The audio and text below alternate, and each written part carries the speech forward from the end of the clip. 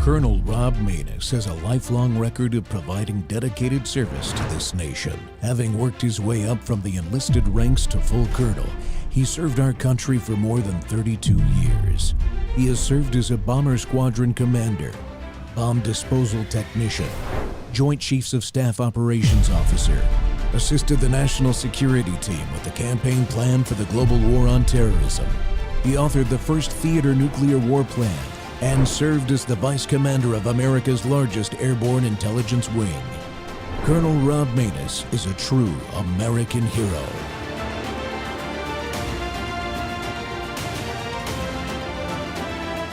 This is Rob Maness Live.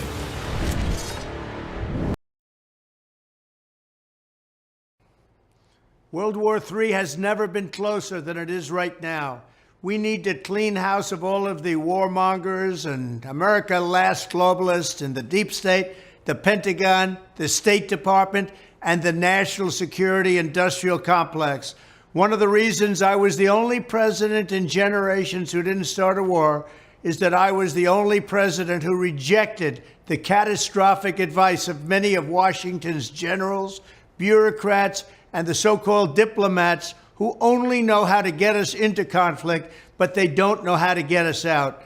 For decades, we've had the very same people, such as Victoria Nuland and many others just like her, obsessed with pushing Ukraine toward NATO, not to mention the State Department support for uprisings in Ukraine.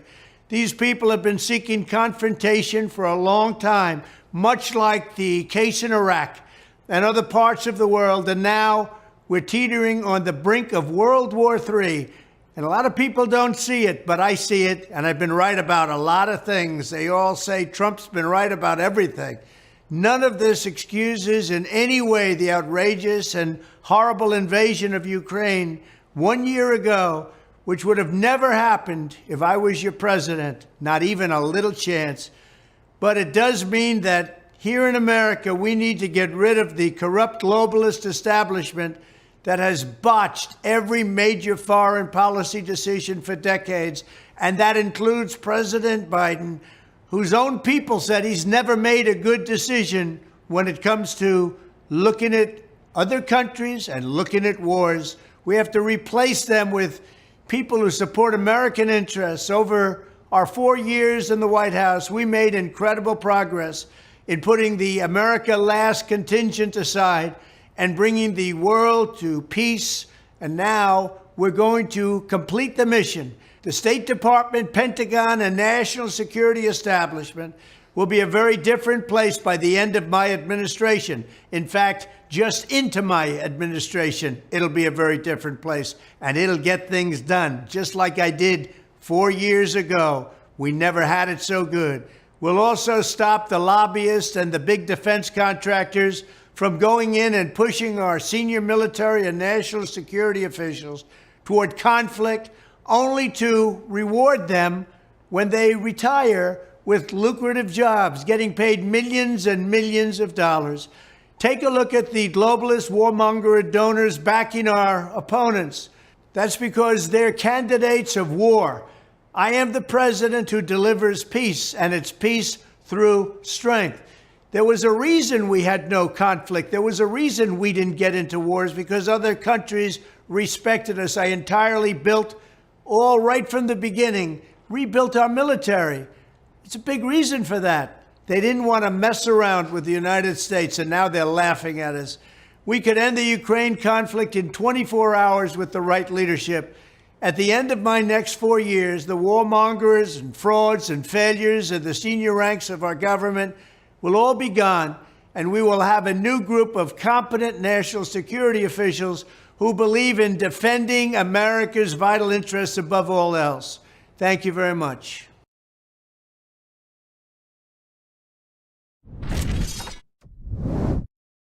Peace through strength and America First national security policy. Welcome back to Training Tuesday here on the Rob Maness Show live on Worldview Tube and our X Spaces simulcast. Well, let me read you a quote here. America's national defense strategy and military budget are inadequate for the dangerous world in which we find ourselves.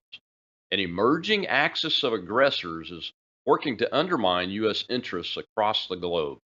Congress and military leaders agree the United States has not faced such a dangerous threat environment since the years before World War II. The best way to avoid further conflict is to be ready. Today's security challenges demand a generational investment to revitalize our armed forces, investments that will restore America's military strength for decades to come. Close quote. Those words come from the senior Republican senator on the Armed Services Committee from my state, my senator, Roger Wicker, in his recent report on the status of America's national security strategy, the strategic threats we face, and the military force structure that we have in place that's supposed to be able to address them. And while I don't always agree with him in this, but in this case, we align nearly completely. We have to reinvest in and recreate our industrial capabilities to bring critical manufacturing, such as shipbuilding and its associated workforce, back to our shores. But while we do those things, we have to craft a security strategy and posture to be strong enough to deter China, who is our greatest adversary, in my opinion. And that needs to happen yesterday. Well, we're having some technical challenges, but my guest today is going to be Elbridge Colby. He's the co-founder and principal of the Marathon Initiative. It's a policy initiative focused on developing strategies to prepare the United States for an era of sustained great power competition, which we are entering right now. Mr. Colby served as the Deputy Assistant Secretary of Defense for Strategy and Force Development from 2017 to 2018. He developed the 2018 National Security Strategy and rolled it out in the first Trump administration. I don't think Mr. Colby's ready yet, but I will just add to this that we have Senator Wicker's article was written about in the Wall Street Journal today. And let's just take a few details from that. Number one, this report gives the detail of why America's military budget is inadequate to the world in which we find ourselves in. Remember, we have to design our capabilities according to the world as it is, not how we want it to be. We can't deal with, from a military perspective, potential wars on two continents. And unfortunately, whether we like it or not, we citizens, the circumstances that we find ourselves in, even if it's because of decision making on our own leadership's part, which I believe it is, shows that that's entirely possible, and the risk of that happening, major wars on two continents that we would have to fight, is real. And of course, we're not equipped yet to face the new threats from space and artificial intelligence that we've heard about. So it's a challenge to think about these things and look at how much money we're spending, and then come to an understanding in our system of government so that we can appropriately design and fund the right strategy and force structure.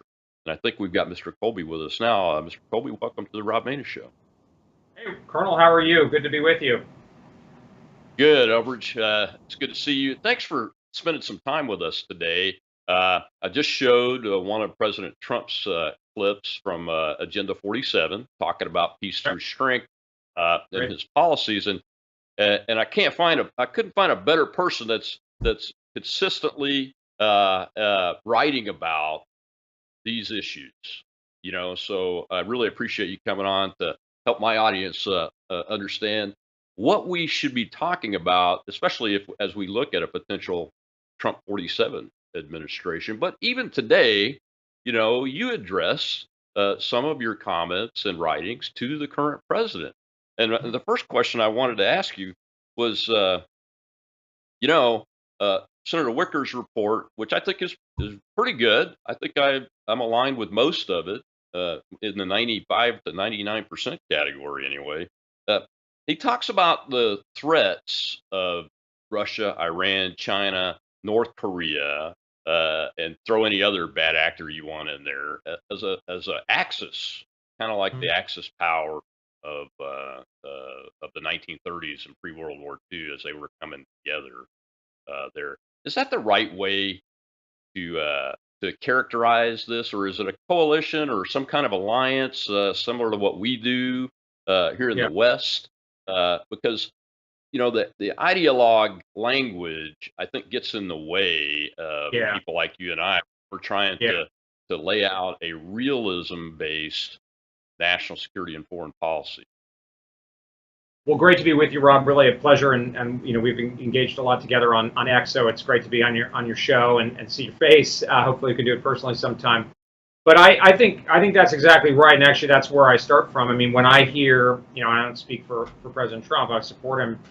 Very much hope he wins. But when I hear him talk about America first and the way he's communicated that, and the way I think a common sense approach to that, it is more this realism, not like an academic thing, but more just like a practical, like almost how you approach a business or your family financial planning. Which is kind of like, let's look out there at the challenges we face. Let's do the best for our family, our business, etc. And so, I think we want to have a clear-eyed sense, and calibrating our threats correctly and what we can do correctly.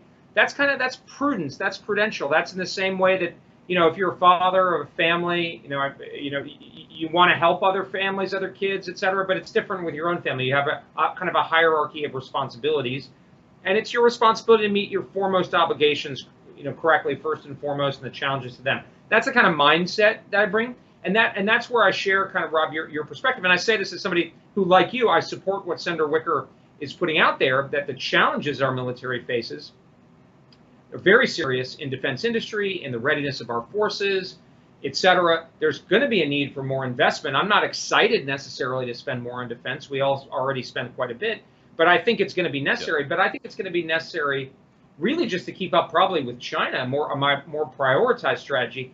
And I think the Axis language is exactly how you put it. I think it's used in a way, not necessarily deliberately, but it has this idea of a kind of like World War II movie, good guys and bad guys. And of course, that's, there is an element of truth to that. I think what Putin is doing in Russia is evil. There's all, what Kim Jong-un is doing to his own people is evil.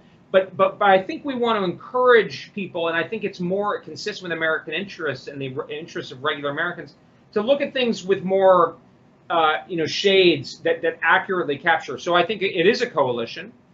They have their own perspective. We don't need to agree with it, but I think we should understand that they are, opposed to us in a lot of ways, but also that it's not like we can or need to fight everybody fully at all the same time in the way we were in World War II. That's not where we are. It's not where our resources are. I don't think that's where the political will of the country is, certainly Republican voters. And so I think we need to have a more calibrated and realistic strategy like you suggested. Yeah, one of the confusing things I think for the average citizen in the population is that under President Trump's administration, these actors that we're talking about here, especially China, they didn't seem to be as big a threats as they are today. And it's been a long road to the present since the Trump administration ended and the Biden administration started. But their capabilities have always been there. They're bad actor type motivations, or whatever you want to call them. Their interests, these countries' interests have always been there. But why are they such a big threat today? Or are they a big threat today? I think China is.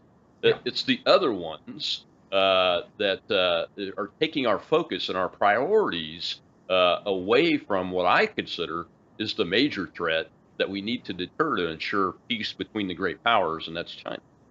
Well, that's exactly right, Rob, and I think that's another reason why the Axis analogy doesn't quite work so well, although we did actually pursue a Germany, Europe first strategy in World War II, is we got to keep our eye on the prize. And this is where I think rank and file Republicans, in particular independents, are much wiser than the foreign policy establishment, which is, there's a lot of focus on Russia. What Russia is doing in Ukraine is opprobrious. It's not the right thing. It deserves to be condemned. But Russia is a pale shadow of what China is. It's 1/10 of GDP, has far less of industrial base. Its military capabilities are smaller than China.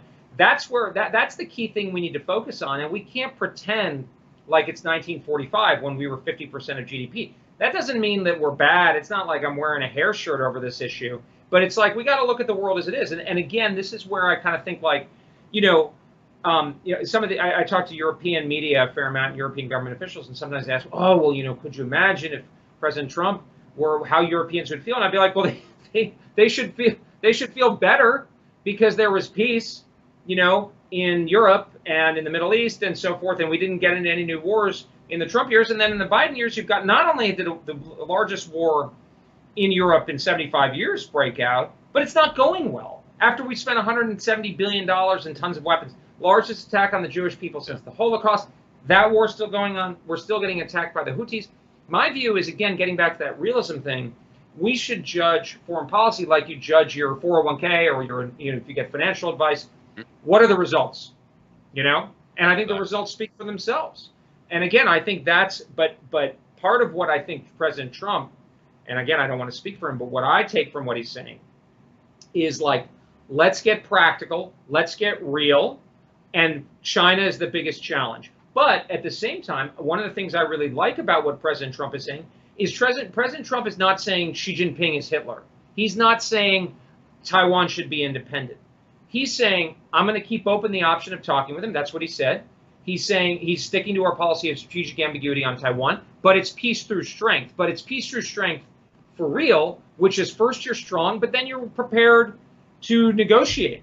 And you're not going to necessarily give away what you're going to negotiate. But I think that's the right approach. I don't want to, I think of China as like a big dragon. I admire it, but that thing breathes fire. We don't want to poke it in the eye from a position of weakness. We want to make sure we've got our shield and our sword and our buddies, etc. But then we're going to try to work something out with this dragon. We don't want to fight with this dragon. And I think that's, when Senator Vance endorsed President Trump a year or so ago, one of the key things he said is he didn't get us another war. And I know you served for many years and so forth. I think people have gone through a lot, right? And so the willpower of the American people, we can't just throw it around like a lot of the sort of more, sort of neoconservative people want to. I think we got to be careful. Now, China's worth it. That's the big fight. The way I think about it, Rob, I was saying it to some South Korean audiences recently, is we and the Chinese are the heavyweights. North Korea, Iran, these are lightweights, but they're pretty nasty. They're like that lightweight who's like a fanatic, kind of crazy in the ring. They can damage us. We're going to win, but if we get in that fight, we get worn out. And then the heavyweight, China, Mike Tyson, challenges. Maybe we're Foreman or maybe Muhammad Ali, pick a, whatever. Maybe we're Tyson. I always like kind of Tyson, but maybe we're they can challenge us when we're exhausted. That's not a good situation to be. That's right. That's right. Well, we got to take a commercial break, Elbridge. When we come back, though, we'll hear from President Trump again a little bit throughout the show and a little bit at each segment talking about this. But I want to go into what do we need to change and how we deal with our different allies, because you have a lot of thoughts on that. And I think all of them I've agreed with so far. And we'll be right back on the Rob Maness Show live here on Training Tuesday with Mr. Elbridge Colby talking about peace through strength and America First national security policy.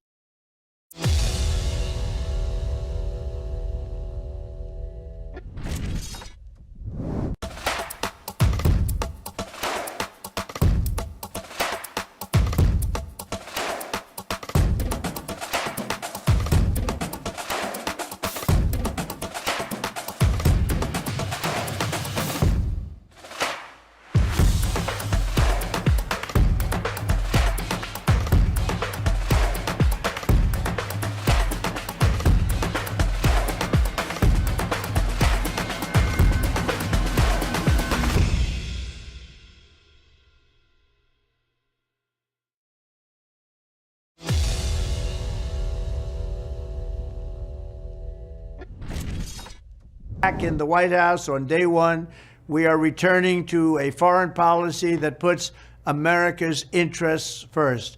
America's chief interest in Eastern Europe is peace and stability. We want people to stop dying. This war should never have happened, but it is long past time to end the senseless death and destruction. The numbers are much worse than you're reading about or hearing about or than they're telling you.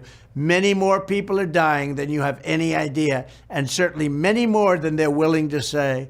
Then, as I work to again rebuild America's military strength and deterrence, that Joe Biden so foolishly squandered. We need to take a long, hard look at defense procurement and our defense industrial base, because it's been withered down to nothing. Given all the money we spend on the Pentagon, it's unacceptable that we would ever run out of ammunition or be unable to quickly produce the weapons needed. I will provide record funding for our military, just as I did 4 great years. If you think about what we were able to do, 4 great years of rebuilding our military, and we rebuilt it bigger and better and stronger than ever before. And now look at what's happening. We have no ammunition, as told stupidly by our president to the world so that everybody could know it. But I will also insist that we get more for every dollar spent, because we're spending too much money foolishly and our prices are too high. In addition, I will ask Europe to reimburse us for the cost of rebuilding the stockpiles sent to Ukraine, which they should be doing now, but Joe Biden is too weak and too disrespected to even ask. The fact is that we've spent almost $200 billion in helping Ukraine, and Europe has spent just a tiny fraction of that amount. As Biden's call-up of reserve troops show, we also clearly need to address the embarrassing recruitment situation in the USA. Joe Biden's woke policies and political purges have repulsed many great patriots from serving. They don't want to serve in our military. Frankly, they disrespect our president. That's a big factor. I will restore the proud culture and honor traditions of America's armed forces, and there will be no Marxism allowed, no communism allowed, and we'll get rid of the fascists. Thank you very much.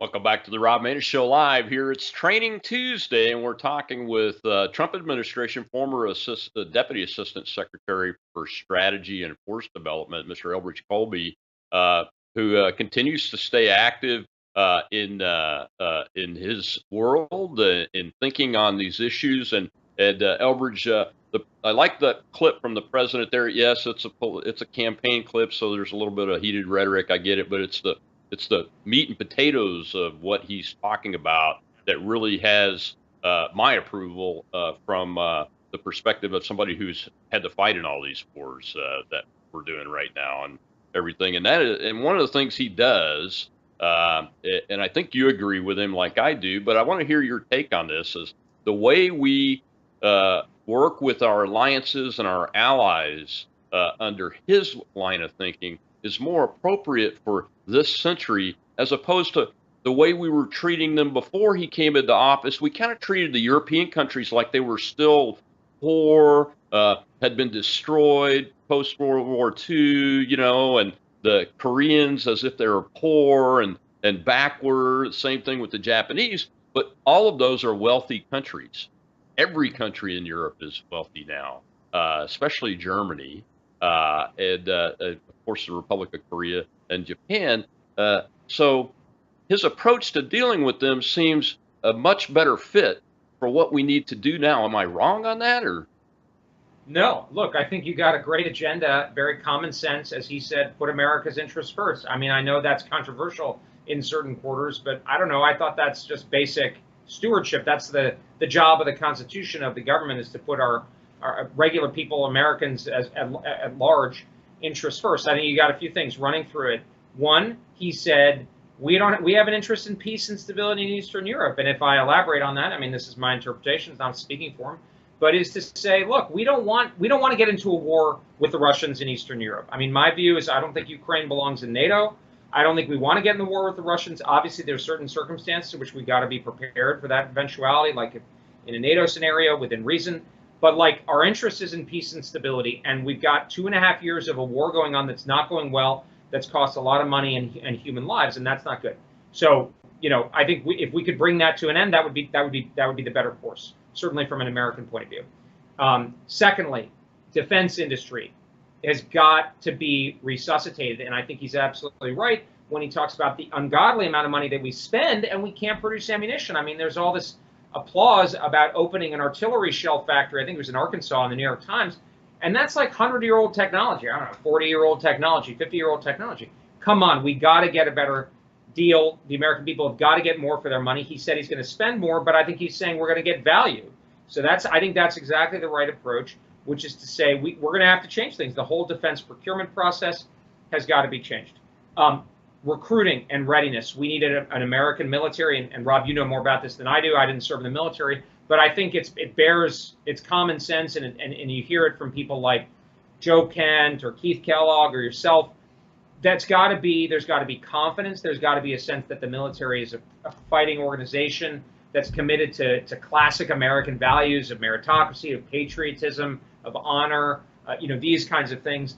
That I think there's a real sense that that's slipped. And of course, people have served 6, 7 deployments in wars that they felt where they were ill-used. And many of the same people criticizing President Trump and his foreign policy suggestions, say Robert Kagan at the Brookings Institution, they're the very people who helped get us into this situation by getting us into the Iraq War, that President Trump was the first prominent Republican presidential candidate to criticize. And I think that is still one of the reasons why, certainly I think he's been such an important messenger on that, but I think a lot of Americans feel that way. So, and your point about allies, I think that's exactly right.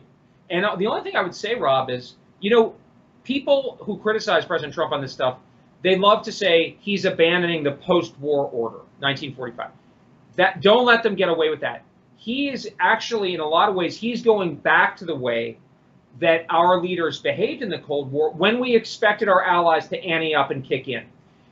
President Eisenhower, President Johnson, Democrat, they were really tough on our allies like West Germany because, you know why? Because they said, I'm going to be fair to Americans. It's President Eisenhower who came up with the phrase Uncle Sucker about the Europeans. And they expected us to have a strong military. And you know what? They did. So what President Trump, when I hear him saying this, I hear him criticizing the post-Cold War. And by the way, it's pretty audacious for Joe Biden, who is an opponent of President Reagan, and who, by the way, voted to cut off South Vietnam in 1974 or 75, I can't remember the exact date, to try to wrap himself in the flag of the Cold War. No. These guys are living in 1999. They're living in the post-Cold War world.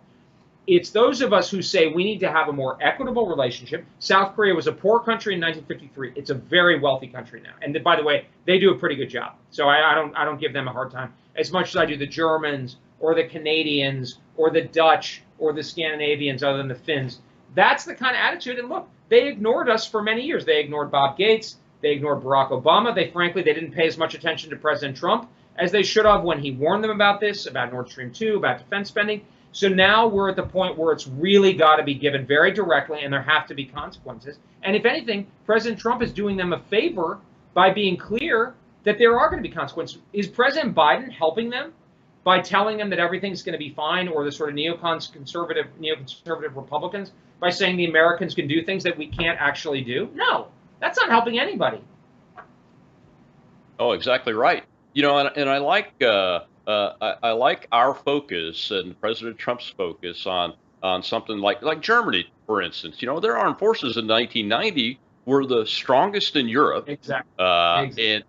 And they need to be again because, as much as American leaders on the I call them globalist neocon side want to say we can do everything all at once, we really can't. And we're not from us. Constructed look that at Senator way right Wicker's. Sorry to interrupt, but look at Senator Wicker's own assessment of the parlous state of our armed forces, and that's not a comment on the quality of our servicemen and women. That's just a simple fact. Every single Navy program is behind schedule. The readiness of our armed forces, as people like Congressman Mike Waltz point out, is at historic lows. 40% of our attack submarines are in maintenance or awaiting maintenance. So, wait a minute. If our military is not in as great shape as we would hope, you have to recognize that we can't do all the things that you're talking about. And that's on top of the fact that people don't want to get into another big Middle East war. And I mean, neither do I. I was against the Iraq war. I didn't take a public stand on it. I was a junior person at the time. But let's live within our means and beating our chest. And look, I think Ronald Reagan was a great president.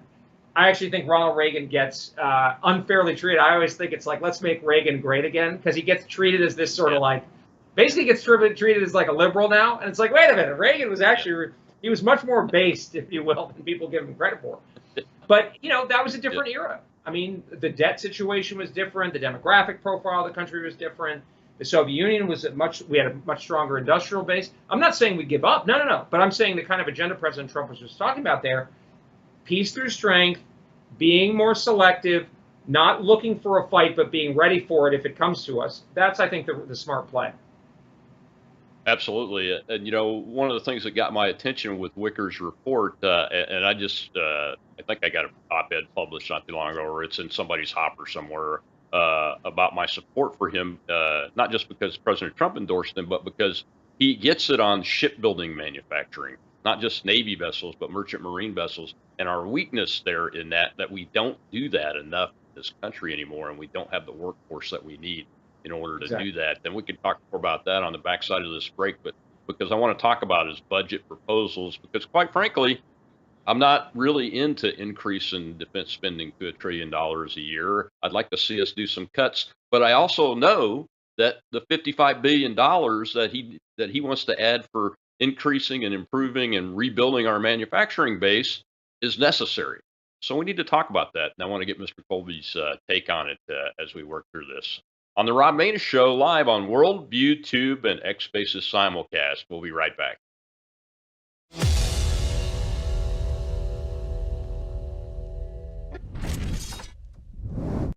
Hello, I'm Brandon House. Would you like to gain access to over 20 years of my radio shows, TV shows, my books? I've written 15 books, and most of those books are ebooks now. And we have conference DVDs, conferences where we filmed our conferences at the Ozarks, literally starting 20 years ago. It's all available in our archived vault. All you have to do is go to worldviewtube.com/vault, worldviewtube.com/vault, and for a reasonable monthly fee, you gain access to over 20 years of Christian worldview programming, news, information, books, documentaries, and a powerful search engine. And folks, it's a great way not only to educate yourself, equip yourself, but it's a big way that you can help fund our continuation as a broadcast network. Please check it out.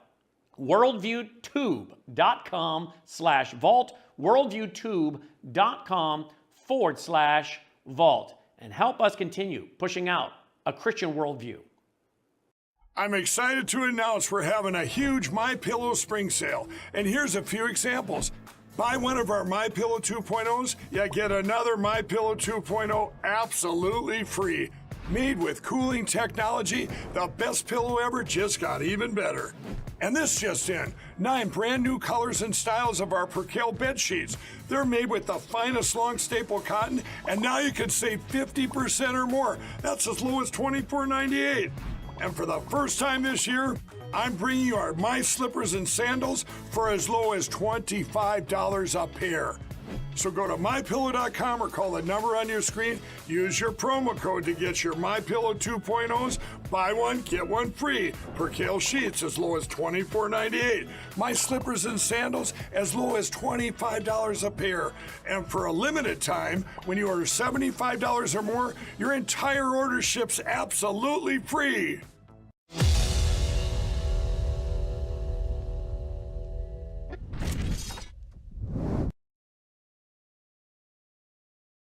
Under Joe Biden, the world has become vastly more dangerous, and there is no greater danger than the deadly menace of nuclear weapons and hypersonic missiles.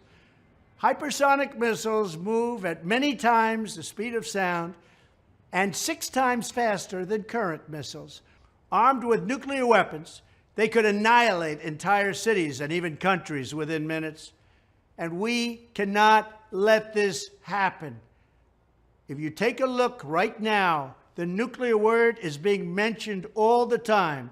This is a word that you're not allowed to use. It was never used during the Trump administration, but now other countries are using that word against us because they have no respect for our leadership.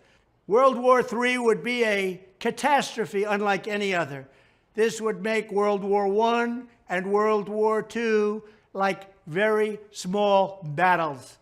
The best way to ensure that such a conflict never happens is to be prepared with unmatched technology and unrivaled strength. To this end, when I'm commander-in-chief, which we did an awfully good job at rebuilding our military, we rebuilt the entire military. Once again, I will work with Congress and our great military leaders, not the ones you see on television. I don't consider them leaders. But we're going to work with them to build a state-of-the-art next-generation missile defense shield. Just as Israel is now protected by the Iron Dome, a dream once thought impossible, America must have an impenetrable dome to protect our people. We worked with Israel to develop that dome. They relied on us. Not just them, they relied on us. We have technology that's unsurpassed, but our past leaders haven't really wanted to use it. I rebuilt our military at a level that nobody thought possible, but we have to now go that further step. We must be able to defend our homeland, our allies, and our military assets around the world from the threat of hypersonic missiles, no matter where they are launched from. Our adversaries must understand that they, not the United States, will be totally destroyed if they ever dared to launch missiles against our homeland. The Space Force, which was inaugurated under my leadership, will have a very vital role to play.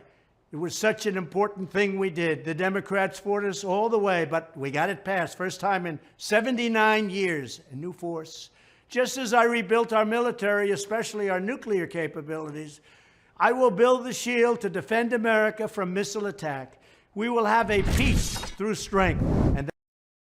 Welcome back to the Rob Maness Show, here live on Worldview Tube and X-Basis simulcast. And my guest today is Trump Administration Deputy Assistant Secretary of Defense for Strategy and Force Development, Elbridge Colby, and the principal and co-founder of the Marathon Initiative. Elbridge, the president there is talking about one of the things I wanted to talk about you as we talk about this budget increase that Senator Wicker's recommending, and that is force structure. I know you've done a lot in that arena. Look, I did a lot of that when I was a colonel in the Air Force, helping stand up Global Strike Command as the programmer and the requirements, one of the requirements guys there. So I understand what it means when Wicker's report, I think it said something like, we continue to live on the Reagan military buildup.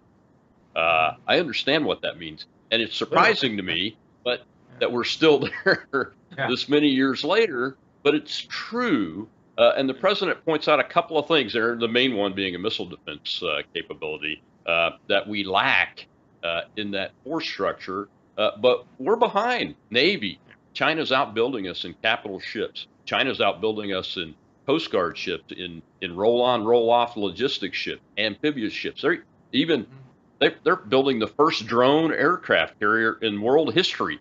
We don't even have that, Our Air Forces, we designed some great aircraft, but we don't buy them in large enough numbers. And quite honestly, the F-35 is still not looking good. It's been a problem child. Its whole development and fielding cycle, and our MC rates are in the tank. From a perspective of a guy that used to fly combat airplanes and manage them as a commander, that's pretty atrocious when you're relying on that asset across all of your services, and then no missile defense shield.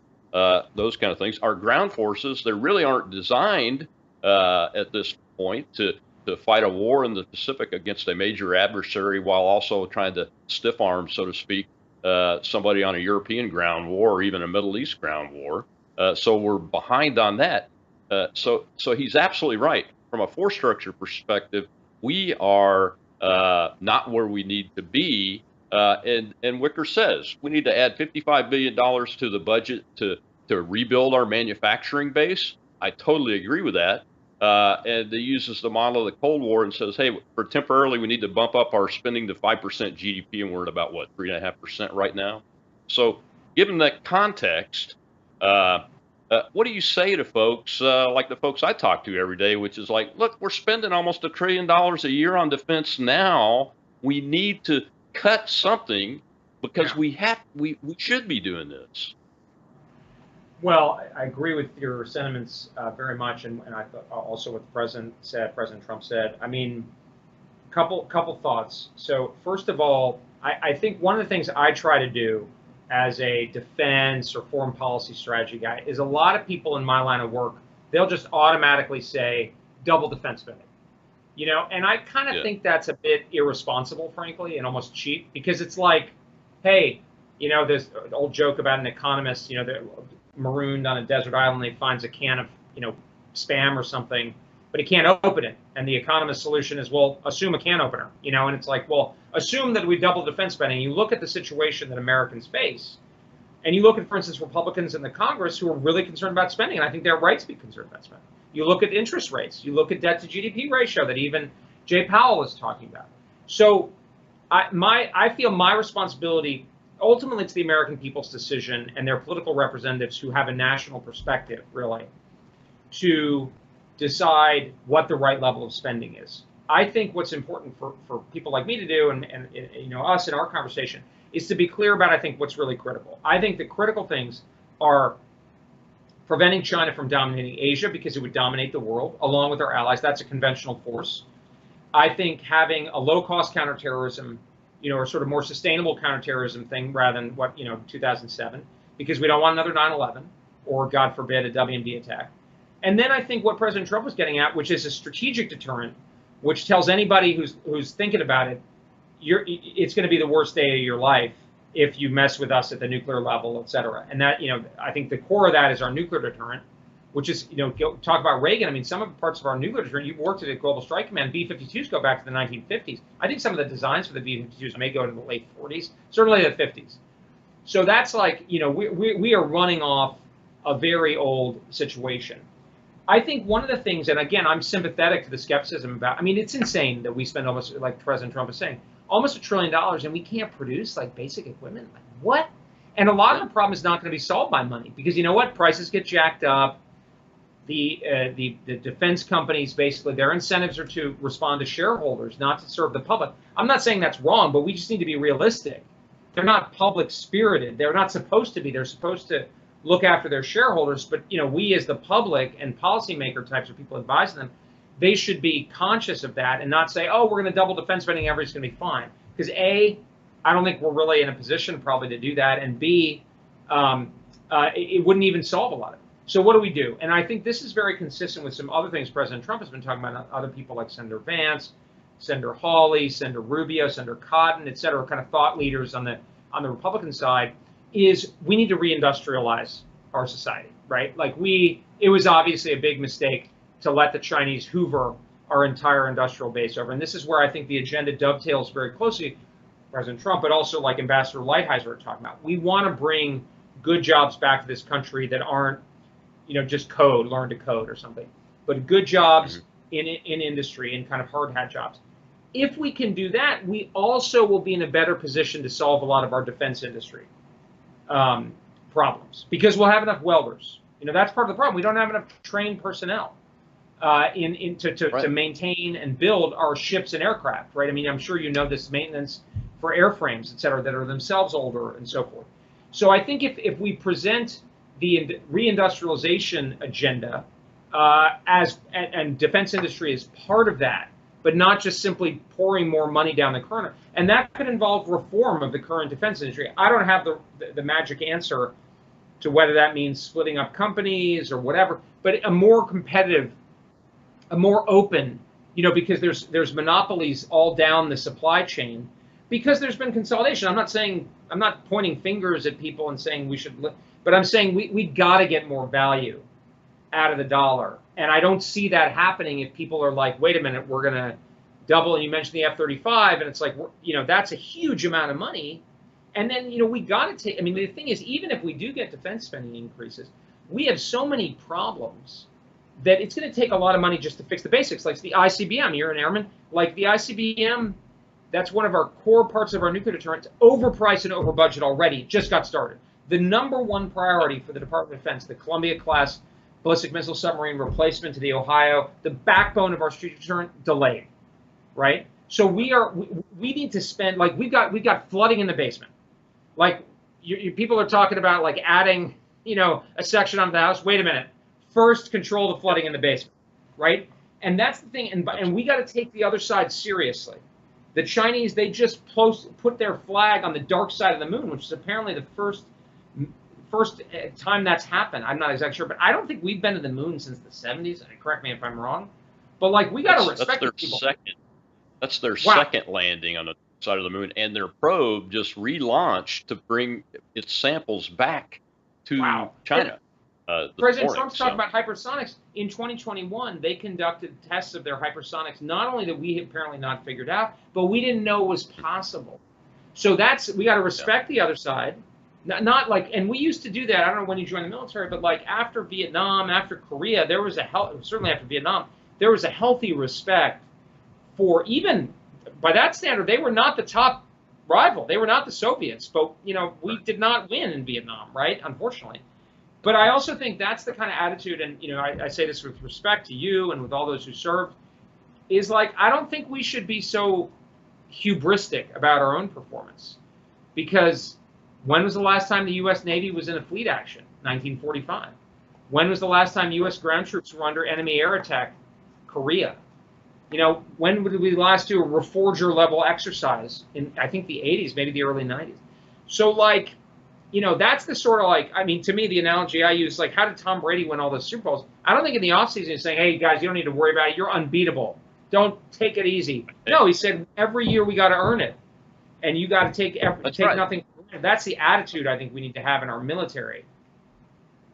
It is, and honestly, since the wall fell, the Berlin Wall fell, and the Soviet Union disintegrated, we've kind of been on this gentle down slope of spending and while increasing technological capability, thinking that we had some kind of peace dividend. I don't know if people haven't heard that term in a long time, but that's part of the reason why we're here, because these long-term policy decisions have that kind of steady state impact, and all of a sudden it seems like it's a surprise. We got to take our last break, Elbridge. When we come back, though, I want to continue this discussion about the capabilities, because shipbuilding, if we're facing down China, shipbuilding is really what we've got to get our hands and our minds and our capabilities wrapped around, and roll up our sleeves and create those welders and create more facilities to build ships and submarines so that we can do the thing that needs to be done in the Pacific, and that's peace through strength and deter China. We'll be right back on the Rob Maness Show.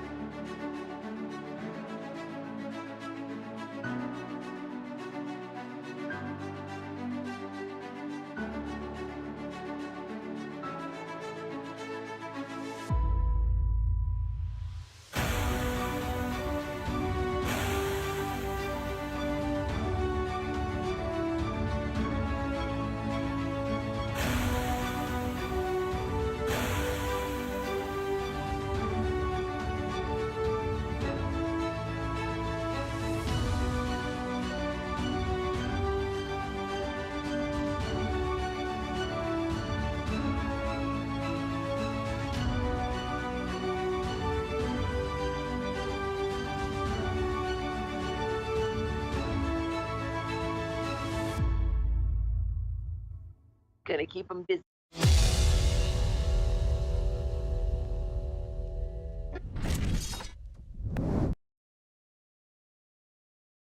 We have never been closer to World War III than we are today under Joe Biden.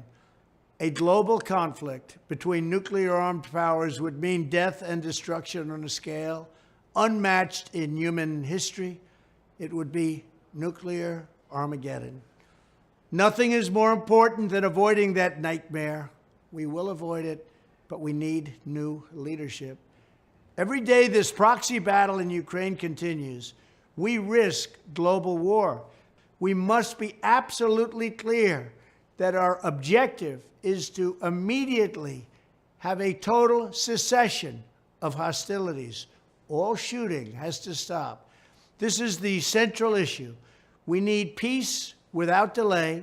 In addition, there must also be a complete commitment to dismantling the entire globalist neocon establishment that is perpetually dragging us into endless wars, pretending to fight for freedom and democracy abroad, while they turn us into a third world country and a third world dictatorship right here at home.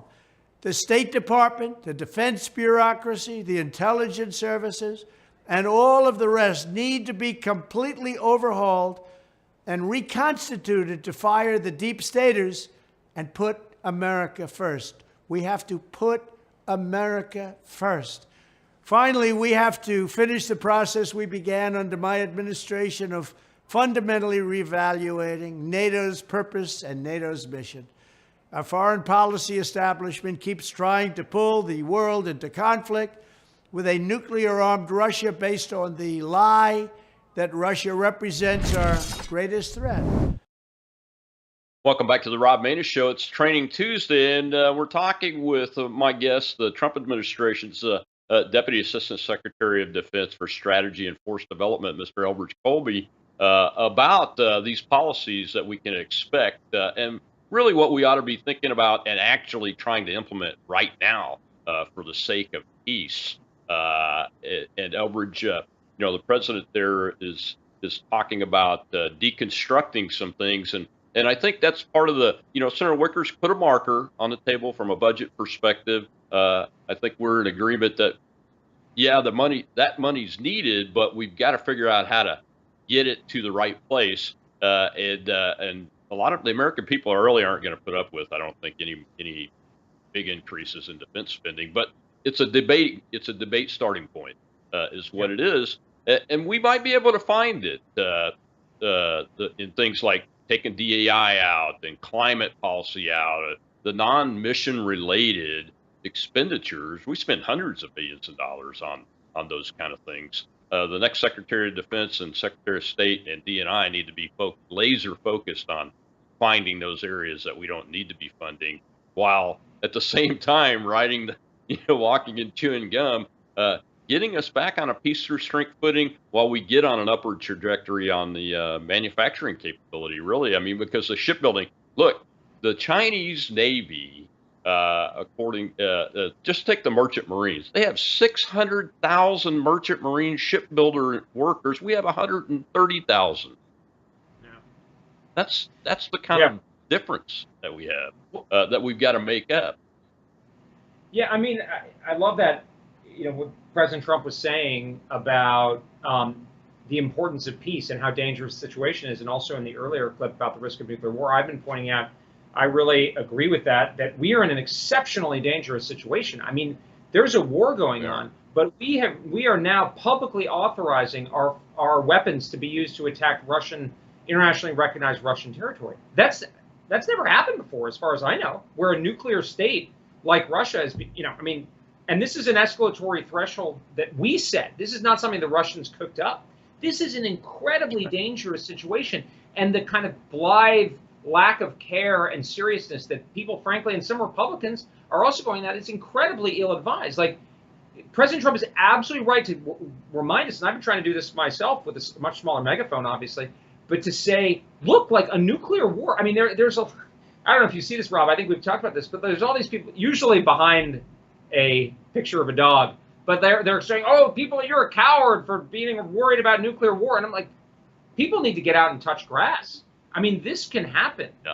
And this is, I don't know exactly what's going to happen, but this is an incredibly dangerous situation. And again, what President Trump is saying is much closer to our Cold War situation. We didn't let the Soviets do whatever we wanted, but we had clear lines. President Eisenhower did not intervene in Hungary in 1956. President Johnson did not intervene in Czechoslovakia in 1968, not because we didn't sympathize, but because we said, look, the risk isn't worth it. And I think that's absolutely right. And that's why I think a lot of people say peace through strength and they kind of roll their eyes, because usually it's sort of like, oh, that's just a thing. But what I think President Trump is saying, people believe it because he actually believes both parts. And people say, oh, sometimes he says one thing or the other. And again, I'm not speaking for him. But when I hear him saying it makes a lot of sense to me, perfect sense, it's saying we got to be strong, but we also need to be not necessarily looking for a fight. And we got to understand where people's boundaries are and be realistic about it. And we have to understand that if we go too far, we can cause, like the analogy I use is MacArthur going too far in Korea. And we got a whole lot of hell coming at us from the Chinese. Not that we like the Chinese communists. They were crazy. But we would rather have not gotten into the fight with the Chinese communists. And the other thing I want to say is I think I couldn't put it better myself. I always make these kind of comments, and he, the way he puts it is obviously more effective. But the kind of neoconservative establishment, especially as us Republicans, and Rob, you and I are very, I think, aligned on this as many things. But, like, look, the neoconservative dominance of the Republican Party has been a disaster for us Republicans, for our country. The idea that we could go out and solve all the world's problems through using force, that the American people would be supportive of spending ungodly amounts of money and getting in multiple wars, that's been a disaster. And unfortunately, in the upper echelons of the party and in a lot of the elite institutions, the Wall Street Journal op-ed page, a lot of the traditional Republican think tanks, they're still dominant. And what President Trump is saying is we got to not let those people. That's what I heard him say. He said we can't let those people keep running. We already hit the iceberg. We're barely, we're afloat. But if we keep going on this trajectory, we're going to tear the entire side of the ship off, and we're all going to sink. And God, there could be a nuclear war. I mean, geez. And so the alternative, this neoconservative group, they will say, the alternative is isolationism, is going back to Charles Lindbergh or blah, blah, blah. Don't listen to that. That's just garbage. That's tendentious. No, the alternative is what I'm saying, I think. And again, I don't speak for him, but I think it's the kind of logic that President Trump seems to be laying out, and many people who are part of the new generation of the Republican Party, which is saying we need to be realistic. We need to match what we actually need to do with what we're prepared to pay for. We're not going to overpromise. We're going to be in the promise what we can actually deliver department. Man, not only that's more successful. And by the way, don't let them tell you that this was that we ran the Cold War like they did. I mean, going back to Reagan, these people, Reagan used the military twice. Now, he may have wanted to do more, but in the conditions of the time, he used them in Grenada, not a fair fight against whoever, the Grenadians or whatever, and it didn't go that well. And in Lebanon, where he ended up pulling our forces out. So Ronald Reagan, if you want to talk peace through strength, that's what President Trump is doing. It's strong. You don't mess with these guys, but they're also not. The point is to avoid getting into a war, and we're still dominated too much in the Republican Party and in the media. I mean, forgive me, but I think John Bolton. Why are we listening to John Bolton? I mean, not only is John Bolton part of this disastrous foreign policy, it would actually be far worse if we'd listened more to him. He was too much of a hawk for Dick Cheney, almost. Like what? Oh yeah. What? I mean, look where we're at today. Before we came on, the breaking news, the media is publishing the routing the United States has developed to rapidly move our forces to the Russian border all along these new NATO countries. I don't know if you've seen that media reporting yet, but they've got the fancy charts, and it's obviously a planted story from the government, probably intended to be a warning, but these are the kinds of people that are driving us right up to the edge of that cliff. I mean, Vladimir, you could say whatever you want about him, but he told us before he went into Ukraine many times what would, he doesn't always prevent that. He sometimes doesn't. Yeah, and he's now talking about these weapons being used on their territory. That is another red line. And then all of a sudden, we publish our routing for rapidly positioning U.S. forces all along the border from Finland all the way around through Turkey on the routing and all of that thing. That is the kind of approach that starts nuclear World War III if we continue to do it, isn't it? I think so. Look, I don't think we should get into war over Ukraine. Again, I'm not saying that the Ukrainians aren't right. They are, but we're not the world's policemen, right? Shouldn't that be obvious at this point? And nuclear war is the worst thing that could ever happen in this country. Worse than COVID, worse than the Civil War, worse than Vietnam, worse than the Depression. And it's not impossible. The Russians Putin recapitalized their whole nuclear arsenal. And I don't think he was doing it for no reason. I'm not saying he's a lunatic. I'm not saying we should believe every threat. But also the other thing, Rob, they're threatening conventional escalation. And I mean, people say like, oh, Biden's foreign policy. It's like, could you imagine a more disastrous situation for us, more dangerous? I mean, I'm like, I want an alternative foreign policy like now. I don't know if we're going to, I don't know what could happen. And by the way, the Chinese encircled Taiwan in like 5 minutes the other day. We are in an incredibly dangerous situation. At least people can be serious. And they treat the Ukraine issue and the Russia issue like it's a morality play, like it's a game or posturing. This is really serious, and we need leaders who understand, as President Trump was saying, this is dangerous stuff. And we got to be thinking about Americans first. We got to be thinking about America, and I try to think about Americans first. Obviously, I want to help out others, but our job here, if we're trying to influence policy, is to think about Americans. you know. And I That's right. think a lot of people out there, they got their own crusade they're mounting. They got to spread freedom everywhere. That's not thinking about Americans.